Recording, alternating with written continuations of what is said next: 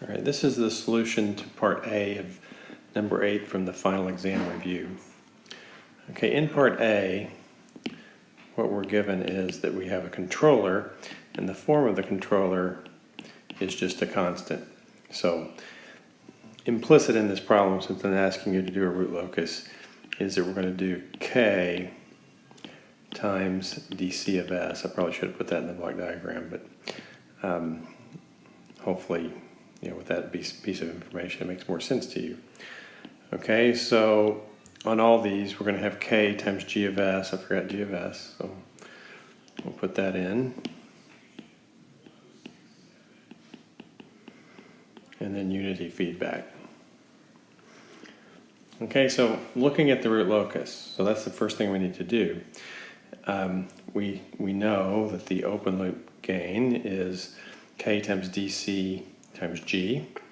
All right, so the L of S in this particular case will simply be G of S, 1 over S plus 1, S minus 0.5.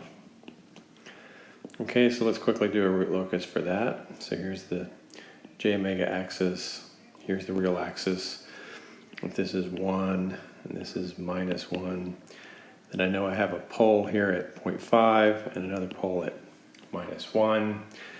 And that makes n equal 2, m equals 0, so phi is going to be 180 divided by 2, which is 90 degrees, and minus 90 degrees.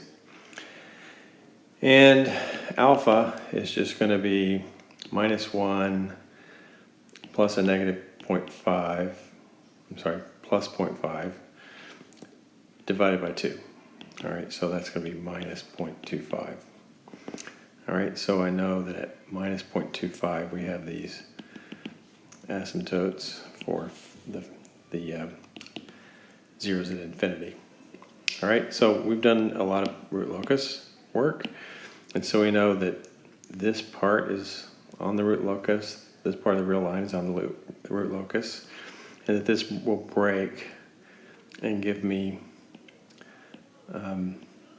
pole locations up this asymptote.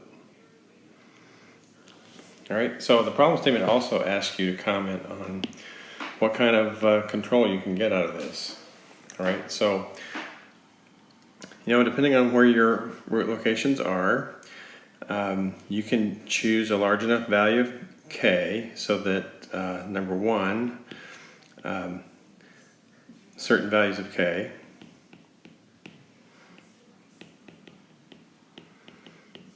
will stabilize the system.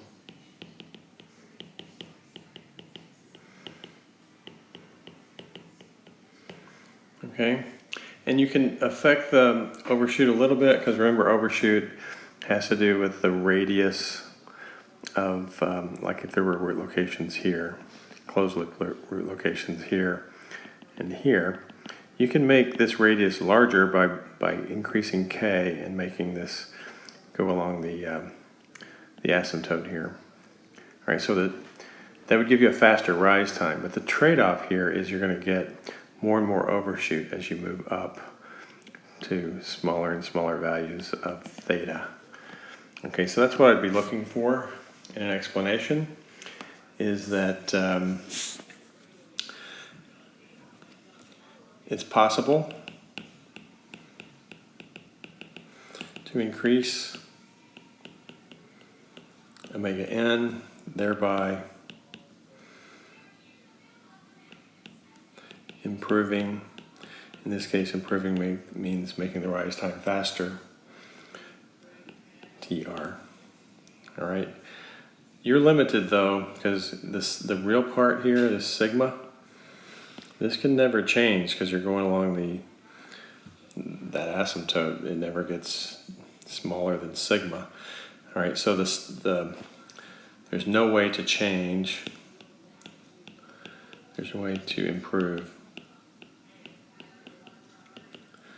the settling time, because if you recall, settling time is proportional to sigma. Okay, the other thing is that increasing K to increase omega n will also increase the overshoot. All right, so those are the design parameters you would see with the first controller. Okay, this is the solution for number 8, part B. Okay, in part B, we're looking at K times d2 of S, which was S plus 2 over S. And since G of S is 1 over S plus 1, S minus 0.5, we're looking at L of S being S plus 2 over S, 1 over S plus 1, S minus 0.5. Okay, so there's L of S. All right, so we're supposed to do a root locus on this and then comment on how this controller would work for us in terms of improving the step response. Okay, so let's get started with that.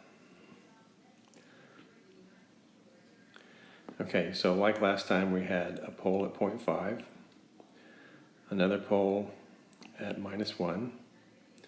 We have a 0 at -2. And we have a pole at the origin. Okay? And so we're looking at n equal 3, m equals 1, and so we can calculate phi to be 180 over 2. So we have 90 and also minus 90 as the asymptotic angles for the zeros at infinity. Okay? From there we can calculate alpha.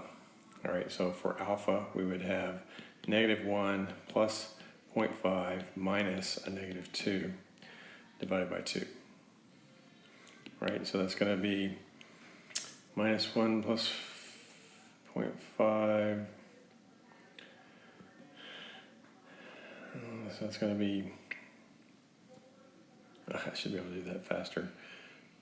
2 minus 1 is 1, plus 0.5, 1.5 over 2. So we're looking at an alpha in the 0.75 range. Okay, so 0.75 is right in here. All right, so what we know is going to happen with the root locus is that these 2 points are going to come together, and then this pole is going to move towards that 0. So we also know that these poles will move to the zeros at infinity. So this will go up like this, and this will go down like this. All right, so this is not looking good. All right, this is, the 0 axis here, and so what we're seeing is that all this over here is the right half plane, and that no matter what k value that we use, we have an unstable system, unstable overall closed loop system. So no k value will work. All right, so this is the kind of conclusion I'm looking for on an exam for this type of problem. So since you can't stabilize it, it's pointless to talk about the step response.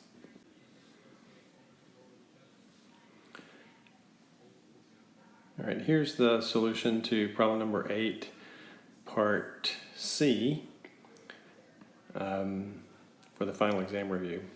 Okay, in part C, we're looking at a controller that's of the form K S plus 2, S plus 3 over S. All right, and again, we know what G is.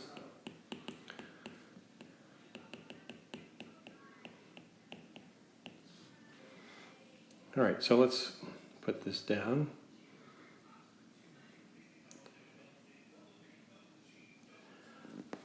Okay, so we need to do the root locus, and again, we have a pole at 0.5, a pole at 1, we have a 0 at 2, and a minus 2, and a 0 at minus 3.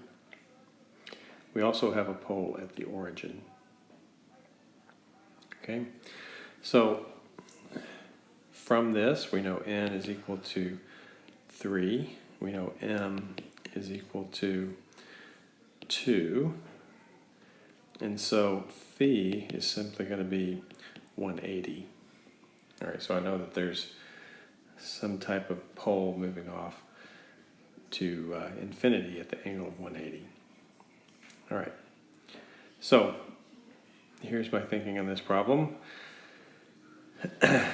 I also, well, since it's 180, we don't have to worry about the asymptote, but what I'm thinking is I know that there's roots on the root locus between these 2 points because there's an odd number of poles to the right of that interval on the real line. Okay, and I know this is on the axis, on the root locus, and so it seems obvious to me that this pole is moving towards this 0. All right, so I know eventually I'm going to have a pole shooting off to 180, and I know something comes back to this 0. All right, so what I'm thinking is that the root locus does something along this lines where it arches over, hits on the real line, and goes this way. And this makes sense because I know this part of the real axis also has an odd number of poles and zeros to the right, and so that should be on the root locus. Remember, always make your root locus symmetric about the real line because, after all roots occur in complex conjugate pairs. Okay, so let's talk about this. This has a lot more possibilities for shaping the step response. Okay, so if we went back to the first problem in part A, we didn't talk about the steady state error, and I should have. In part A, that was a type 0 system, and so remember, if you're looking at the steady state error, E of S, it's going to be 1 over 1 plus k d g. Okay, d was 1, okay, and this is g0. Okay, and when I plug that in, I basically get something over 1 plus g of 0 is minus 2, so minus 2k. All right, so as we increase k, the steady state error on part 1 goes down, but it doesn't go to 0.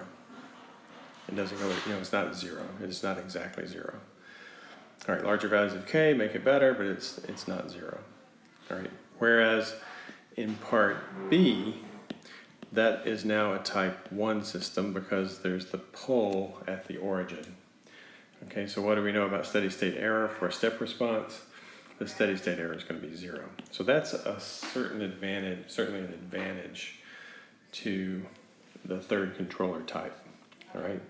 The other thing is we can increase the k values, and as we do so, you would get dominant.